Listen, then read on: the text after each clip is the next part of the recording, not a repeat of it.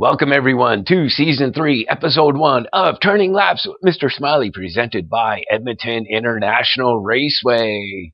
My guest this evening is the 2024 Future Stock Champion, Laurel Chalifoux. Turning Laps with Mr. Smiley starts right now.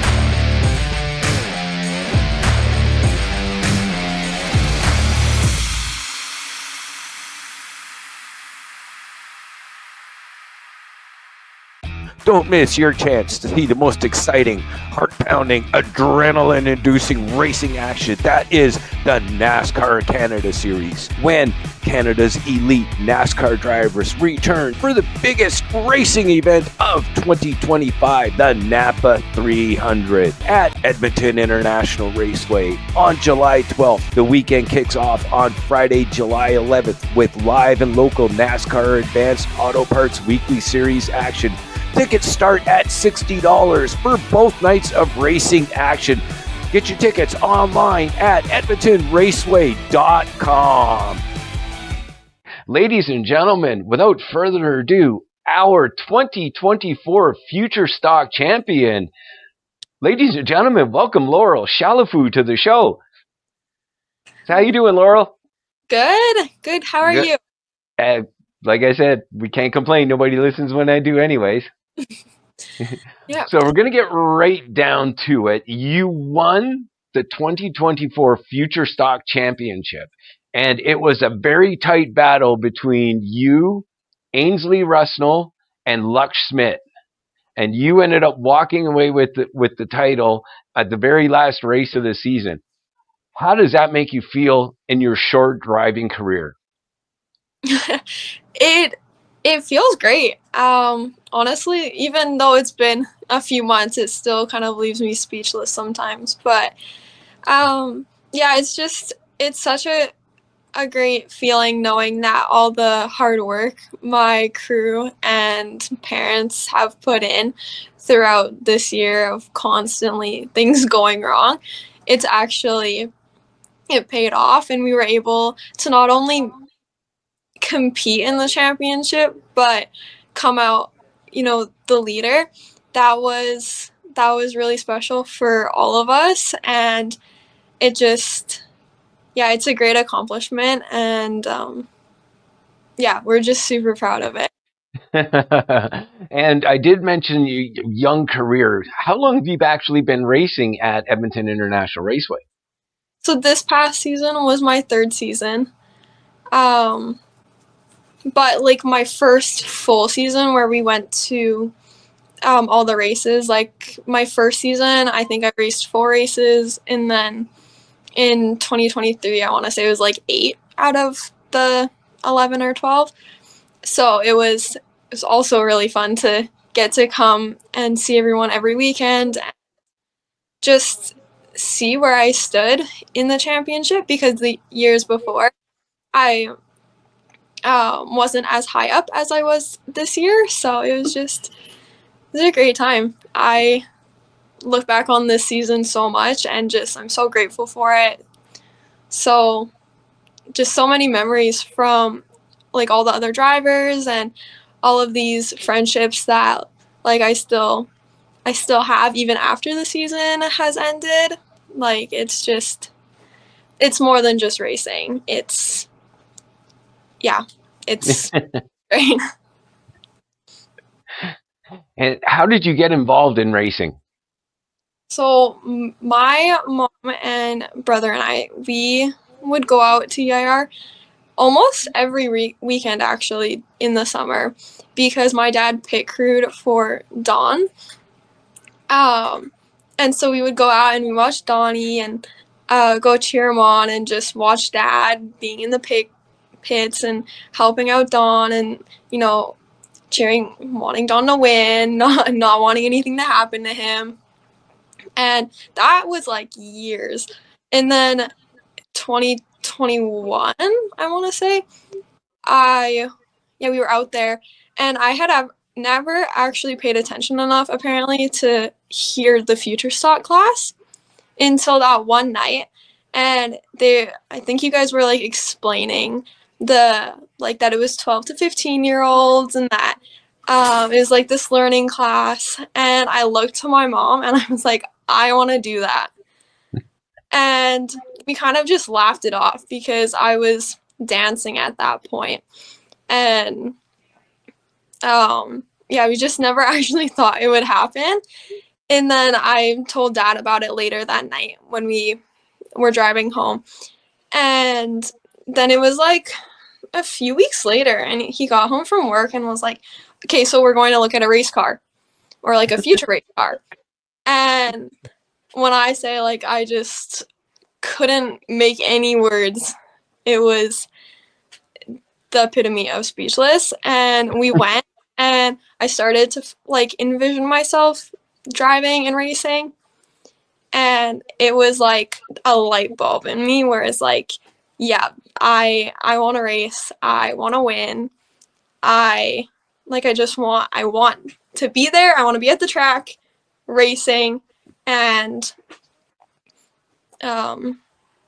just there wasn't even a seat in this car. Like, there was a roll cage and a milk crate, and I was just sitting looking out the windshield of this burgundy car thinking, yeah, I could totally do this. It's not as easy as I thought it was going to be going in. But yeah, there's so many lessons that I've learned, and I'm so grateful to have had the opportunity to even get behind the wheel of a car and go around that track at EIR. Perfect. Now, you mentioned just at the start of this little segment here, that last question, that you did some dancing. So you were a competitive dancer? Yeah. And how did that prepare you to get in the competition like racing? It was a great pre-racing sport, I guess, because it helped me to develop that whole like competitive drive and the want to like win and not even get awards, but just like the feeling of like not even winning, but just being out there on a stage. I loved just showing all the hard work that we had put in over like our training and putting that to good use, and seeing kind of where we ended up when it came to judging, and whether we came in third or we came in first, it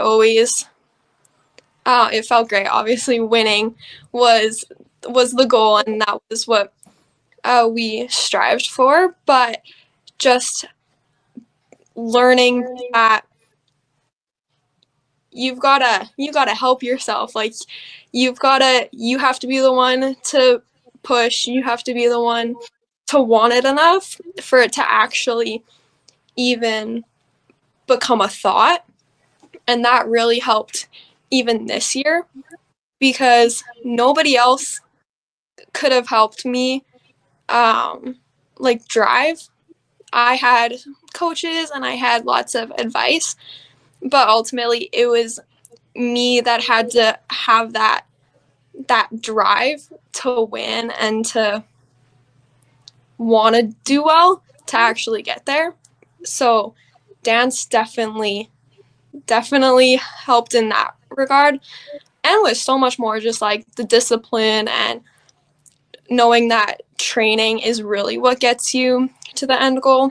That was a big part of it, because we don't there's not a lot of practice when it comes to racing, because we just have few little practice sessions before each race night, but just using those to perfect whatever it is, whatever aspect of your racing, to just use those laps to kind of work on that.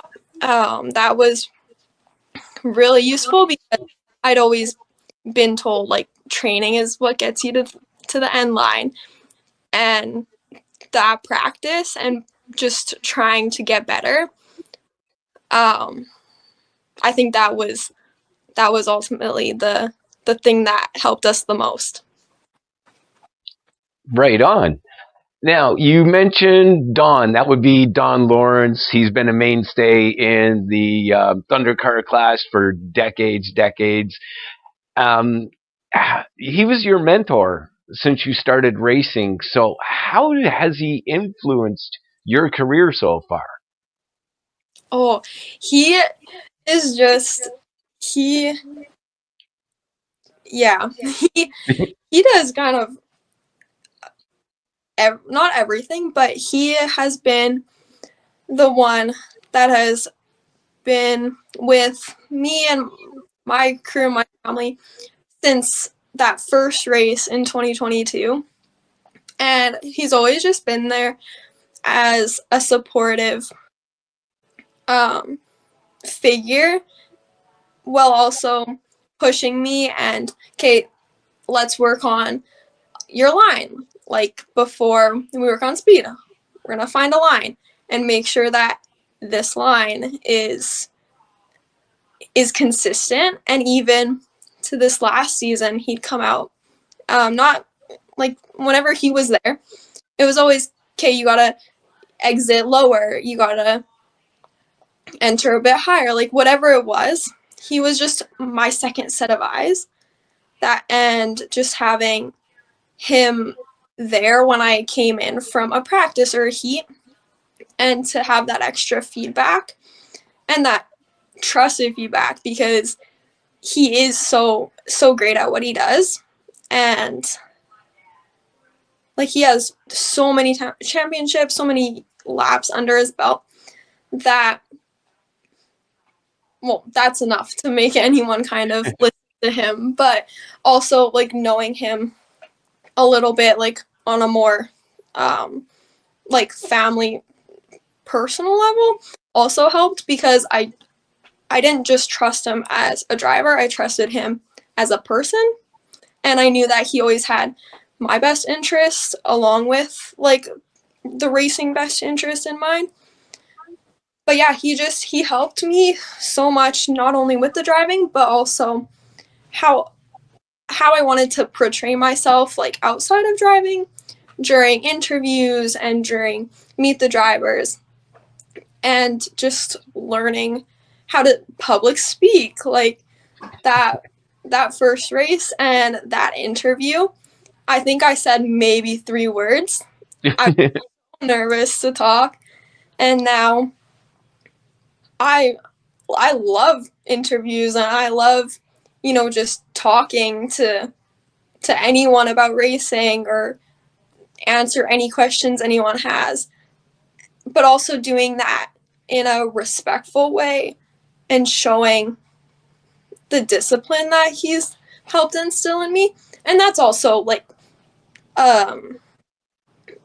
that's also, my parents, they've also helped a lot with that whole like discipline and respect and all that. But in terms of like the interviews, that's all Dawn. My parents are always there giving me tips too. But yeah, Dawn was the one to be like, Kate, this is what we want to talk about, and this is who we want to thank, and we especially want to thank these people. So he made it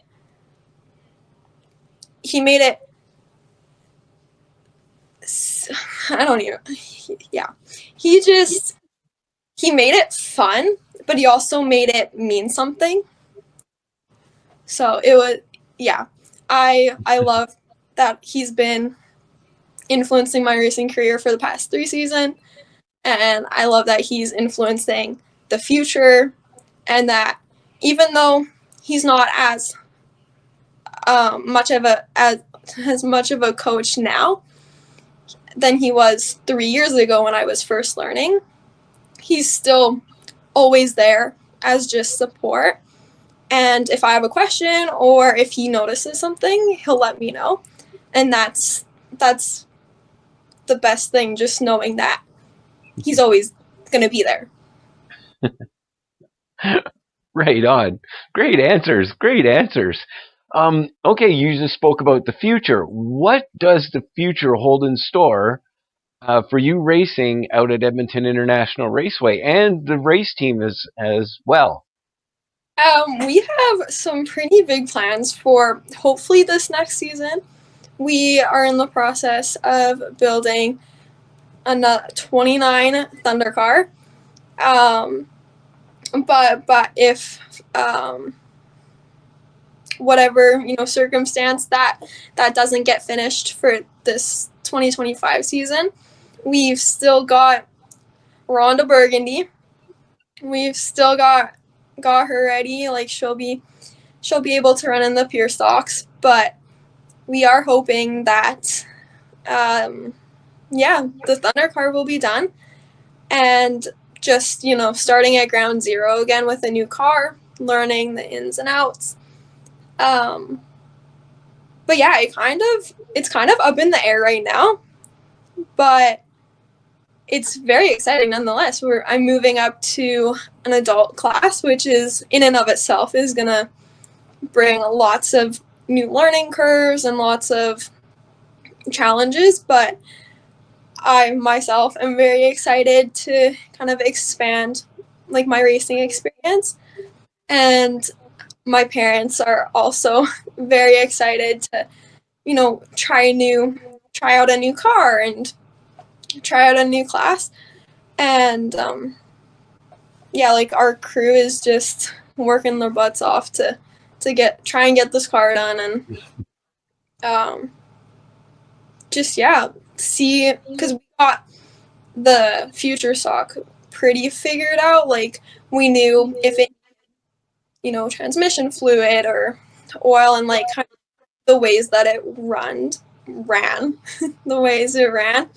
So just learning the Thunder car and learning how it runs and how it drives is that's kind of the very near future, but ultimately the next few seasons definitely getting into the Thunders. What about getting into the late models and really running for the premier championship out at Edmonton International Raceway, the late models? That would definitely be like ultimate goal. I'm kind of taking it, hoping that I can make Thunder cars a success, and then going from there. But yeah, ultimately in the future, I would love to get running with the late models and having like pretty much like a Canada Series car, and just it'd be neat, and that would be the ultimate like top of the top goal. So we're on to goals now. So what other goals do you have in racing? Obviously, getting the championship in the Thunder car would definitely be right up there on the top of the list. What other goals do you have in racing? Other than the hopefully eventual Thunder car championship, just continuing to progress in like the driving skill of like being able to kind of get in any car and understand how it works and how it likes to go around the track, and just just getting better at driving them, and just learning more and more, constantly learning and taking new advice, but also just like learning more about cars in general. That's been kind of the biggest thing with like running the Sunfire, was I had no idea about really anything on a car other than it had four wheels. But since helping my dad with the car, I've gained not a lot of knowledge, because I still need him a lot and ask him everything. But I've definitely, learned more about just the basic runnings of a car. So just kind of expanding that knowledge as well, because I strongly feel that, well, knowing that like the ways the cars work and just understanding that a bit more will also help with my driving and my racing. But yeah, I think that, and just continuing to portray myself in, a respectful and like fun personality, someone that people want to come up and talk to and ask questions. And yeah, those are probably the main goals. But yeah, other than that, like goals, I love to do late models and succeed in those. But yeah, definitely just some more like of the um, personal goals and how I'm viewed by, other fans and by other drivers. Like the respect, but also, being known as a competitor. That's also kind of a big thing that I would love to develop over the years. Right on, right on. Now, you have you were talking about your Thunder car, and you're working on the Thunder car and that. Tell everybody about the contest that you have going about that Thunder car. So we have a design of the Thunder car going at the moment. We just have a printable kind of picture of a Monte Carlo, which is the car that we're currently working on. And yeah, we're kind of calling anyone who has any desire to get a design in for the Thunder car. We'll be looking through them and maybe combining some designs. And we haven't quite decided on a prize yet, but there will be a prize for whoever's design gets picked, or whoever's designs get merged into one. And we have, a few standout rules, like it's got to be 29. And if you didn't notice, my favorite color is burgundy. So we're definitely playing into the colors of the Sunfire. So burgundy and some details of silver, I guess. But other than that, we're just we can't really decide what we want to do. We have so many ideas, and we're kind of just hoping that, kids, adults, like anyone who would want to make any design, it can be super detailed, it can be more simple. We'll just send in a design and help us to kind of narrow it down so that we have a car that looks not like a jumble of 10 people's minds. And yeah, it would just be so cool to be able to run a car that someone else had brought their creative mind into. And where could people download and print off this, the shall we call it your blueprint? Yeah, so we actually just started a Facebook page for Team 29. So you can find it on that Facebook page, as well as we're in the process of getting it onto the EIR website. And yeah, I'm sure maybe we can even get it on the EIR Facebook page. It's also on my Instagram and Facebook, but yeah, Team 29 it's right there. Now, I gotta ask you a question. I asked you this in a Facebook message when I first created your sponsorship deck, and How amazed were you when you saw those stats that you managed to accomplish in that short career? I was blown away personally when I created the deck and got your numbers and your stats and everything. And so that's why I had to share it with you immediately when I tallied it all up. Tell everybody what your thoughts were on those spectacular stats that you've accomplished so far. Again, in your very young racing career. I was just incredibly amazed. I know that this season we placed really well, but it never just like hit me that the stats would be quite as good as they were. And yeah, I couldn't believe it. I went and I talked to my mom about it and just couldn't stop saying I can't believe it.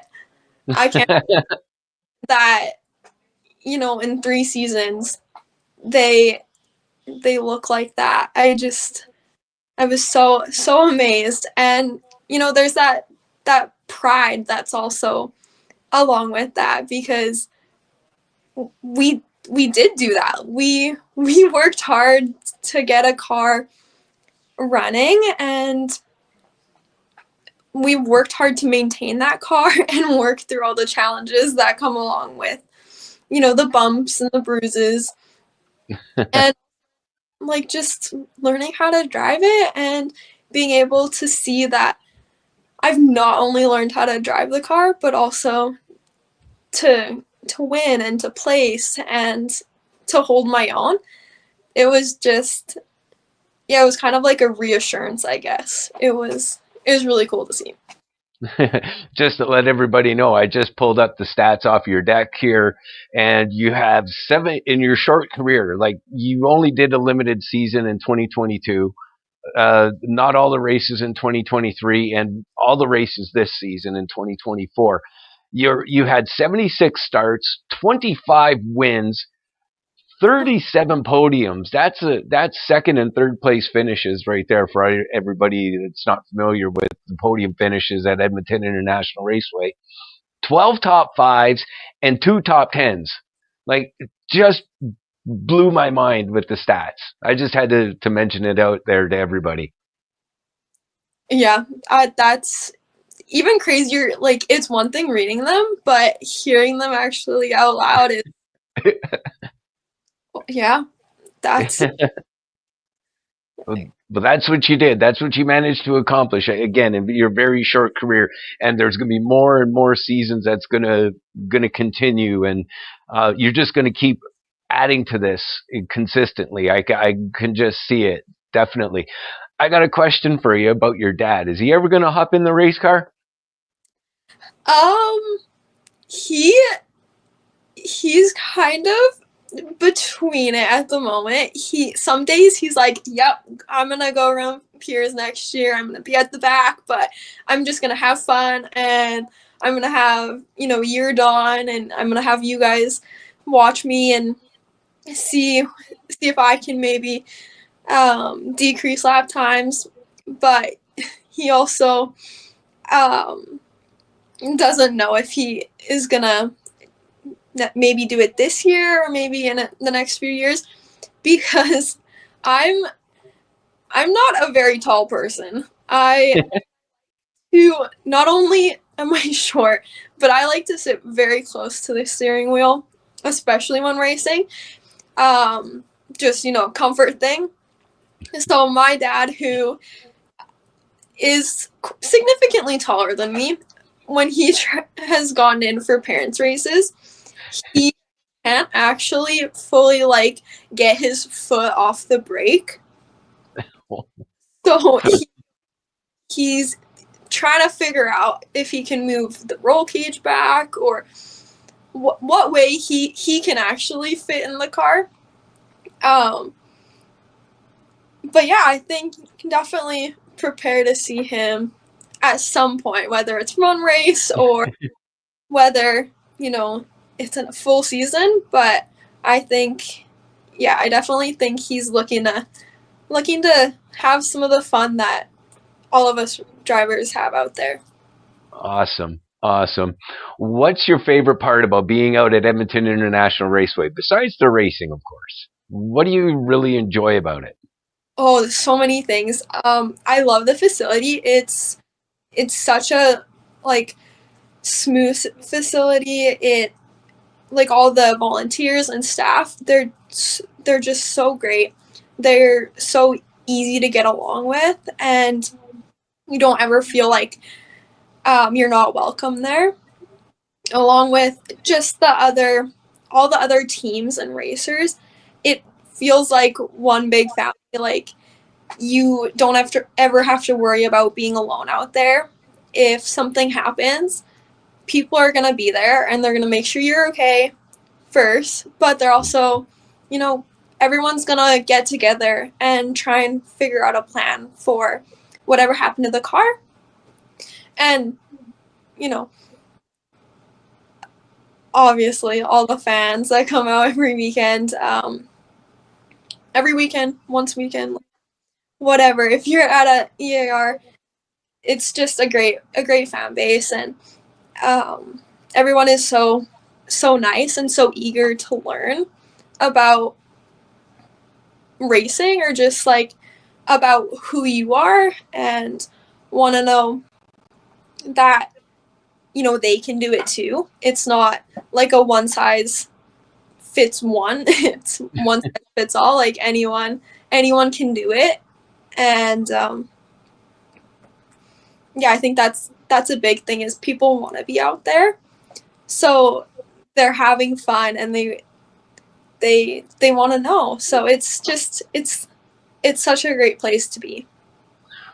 You just spoke about the fans. Now, what has the fan feedback for you specifically been when we do the driver meet and greets and the fans come down? It's like everybody just piles down on the racetrack and goes from driver to driver to driver. What's the feedback that your fans have been giving you? I get a lot of the younger, specifically the younger girls that come up, being a hardcore candy athlete. Lots of them want like the little crown stickers and all that. So they come over and then they bring their brothers over and they bring their mom and dads over. And it just starts conversations about, oh my gosh, you're a girl racing and you're surrounded by boys, but you don't have like it's not a you have to look this way, you have to drive this way. It's so much different than that. And so seeing all the different kids that come up and people that want to sit in the car and want to know, well, how do you do it? Like, walk me through what a typical race looks like or what goes through my head. And just, well, congratulations. Like, you did it. You were able to, avoid that. You actually had a reaction time that I don't think I had. It's great to answer those questions, sign hero cards and sign shirts and take pictures, and just not having the kind of like the separation between like driver and fan, but just have like the conversations as like two people, is also nice. Like it's not, people aren't scared to come up, I don't think, which is also a good thing, because I'm sometimes I get nervous when people are around. So having like the excited fans come up, it really turns that kind of off, and I'm able to just talk to them and just yeah, just like have good conversations and um not be scared to do it again, and but look forward to the meet the drivers and to just hear, well, I'm gonna do it next year. I like I want to do it. Where can I find a car? Can you help me next year? Can like just all the questions, and well, who are the other drivers you drive with, and then being able to introduce them and kind of point out and give names, like tell all of kids like what the other drivers' names are, and then watching them go over and introduce themselves too, and then have that driver and fan start interacting is also really cool. So yeah, it's a special time, and I really enjoy them. Does it help you get your mindset prepared for when that green flag does drop? Yeah, it prepares me because I'm thinking about racing, but it also is nice because it's like a little distraction. So I can't really sit there and just think about it.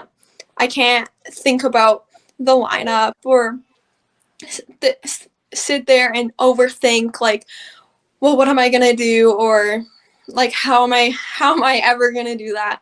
It's like just you're just talking to people, you're talking with friends, you're just not really thinking about it, or not thinking so much about the actual race, but just thinking about the fun that you have at the racetrack is really a really great part of it because of that distraction, while also being able to talk about racing, but not like in the nervousness and like the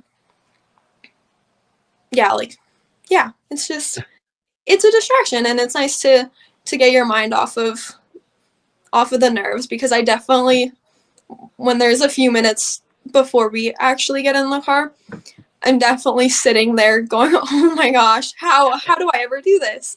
How do we actually race? How do you do it? But yeah, definitely being able to talk to other people, I definitely benefit from that. Fantastic. One final question for you. I mentioned earlier that it was a very tight points battle between you, Ainsley Russell, and Lux Schmidt. Out of all the drivers that you got to race with, because there was quite a bit of competitors that you actually had this year in the future stocks, who did you find was your biggest rival? Oh, biggest rival. Um, well, I think because even like friendships that are made at the track, like as soon as you're in the car, you're competitive, and you don't see one person, you see another car. Um, but I think because of the points race and because of how close the points were, I think probably Ainsley was the tightest one. And I wouldn't say biggest rival, but just yeah, biggest competitor. Like she was definitely kept me on my toes, and I think I kept her on hers too. And yeah, like we definitely grew a healthy respect for one another, and it was nice to always have that, well, I got to push just that much harder, or I got to make sure like I race the best I can, and just having that drive and that push to continue and to learn just that much more about how to take a corner, or how to like butterfly the gas, like just it whatever it was.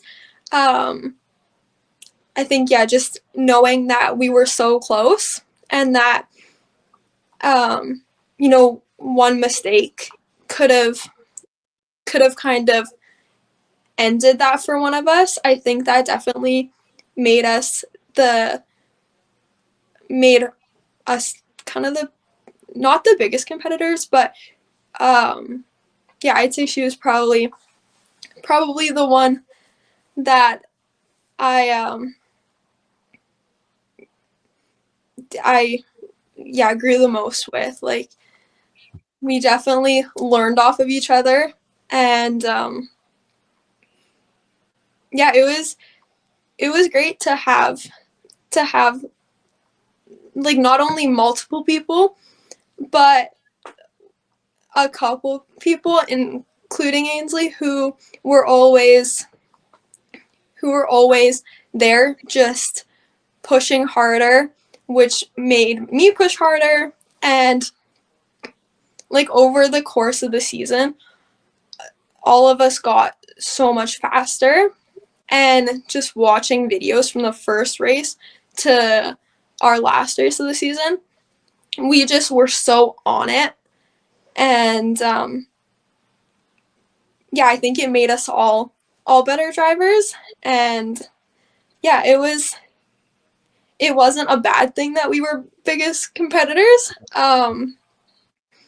like it's probably thought, but I think it was actually one of the best things for both of us. Awesome. Well, I definitely noticed when I was up in the announce booth with Alan and Lorene, when we were watching you guys on the track, the three of you, and the competitive nature that the three of you, and even Sir Corbin Sater, he was even in the mix there, and like it was just incredible to watch the growth that you guys had all season long. And from my point of view, it was like a pleasure to call those races with you guys in it. Just fantastic. Yeah, and it was such a cool experience to see, because every year there's rookies and there's multiple rookies, and this year we had quite a few more than I think we've had in the past few years. And to see everyone, like every single rookie, progress as much as they did in one season, it was so amazing to see. And to see that they were kind of picking up what me and Ainsley and Lux were doing in races, and how we were like battling with each other for positions. That was also a really cool experience. And seeing them podium for the first time, and the excitement was just makes you realize how special racing is, and super grateful to be able to do it, because these moments don't just happen. Like we've worked for these, and yeah, it was such a pleasure to be able to see them improve, and to see just like the pride and the excitedness. It was that was actually probably one of the best parts of the whole season this year. Oh, perfect way to sum up. Perfect way to sum it all up. I really look forward to calling you in the Thunder car this coming season. It's going to be a blast. Definitely going to be a blast. Yeah, I'm very, very excited to sit in the new car and see how it goes. Season can't get here fast enough for you, I guess, right? Yeah. I hear you there. Well, Laurel, you're a great young lady, very intelligent. Love the answers that you came up with tonight. Fantastic interview. I look forward to calling your races and seeing you out at the track again. I'm gonna hit you up when we get down on the front stretch there. I'm gonna do some front stretch interviews pre-race and stuff like that. So be prepared. Looking forward to it. Perfect. All right, Laurel. Well, thank you very much for your time, and we'll see you at the track. See you at the track. Thank you so much. You're quite welcome. Well, ladies and gentlemen, what a fantastic interview from that young lady. She's Laurel Chalifoux, Team 29's driver. She's moving up into the Thunder car if it's ready for 2025. But she already said that if it's not ready for 2025, she's going to be in the pure stock class next season this upcoming season at Edmonton International Raceway in 2025. Go online, EdmontonRaceway.com. Schedule is available online at the website, EdmontonRaceway.com. We also have My Race Pass. The schedule is online on My Race Pass. All you need to do is download the free app, make Edmonton International Raceway your favorite. That way you could get updated standings, updated results. If anybody's interested in sponsoring Laurel Chalifoux, you could get in touch with me at tracksidebiz@gmail.com. Her deck is up on the screen right now. I want everybody to have a look at that. She's a remarkable young driver. She's amassed fantastic stats in her short time at Edmonton International Raceway. So anybody, if you want to sponsor Laurel, you get in touch with me at tracksidebiz@gmail.com. I'll be happy to have a conversation with you about all the drivers that I carry in my portfolio. The views, thoughts, and opinions expressed are mine and the guests appearing on Turning Laps with Mr. Smiley, and do not represent the views, thoughts, and opinions of Edmonton International Raceway, known as EIR, EIR sponsors or racers, NASCAR, the NASCAR Canada Series, and their affiliated sponsors. The material and information presented here is for general information and entertainment only. The Turning Laps Mr. Smiley name and all forms and abbreviations are the property of its owner, and its use does not imply endorsement of or opposition to any specific organization, product, or service. And now, ladies and gentlemen, show's over. I call it the checkered flag. Thank you once again to Team 29's Laurel Chalifoux. She is the current 2024 NASCAR Future Stock Champion. She's moving right on up. So that's going to be great. Thank you once again also to you, the race fans and listeners of Turning Laps, Mr. Smiley, presented by Edmonton International Raceway. Please like and share the podcast. Stay tuned for the next Turning Laps with Mr. Smiley, presented by Edmonton International Raceway. Until next time, keep smiling, everybody. Don't miss your chance to see the most exciting, heart-pounding, adrenaline-inducing racing action. That is the NASCAR Canada Series, when Canada's elite NASCAR drivers return for the biggest racing event of 2025, the Napa 300 at Edmonton International Raceway on July 12th. The weekend kicks off on Friday, July 11th with live and local NASCAR Advanced Auto Parts Weekly Series action. Tickets start at $60 for both nights of racing action. Get your tickets online at edmontonraceway.com.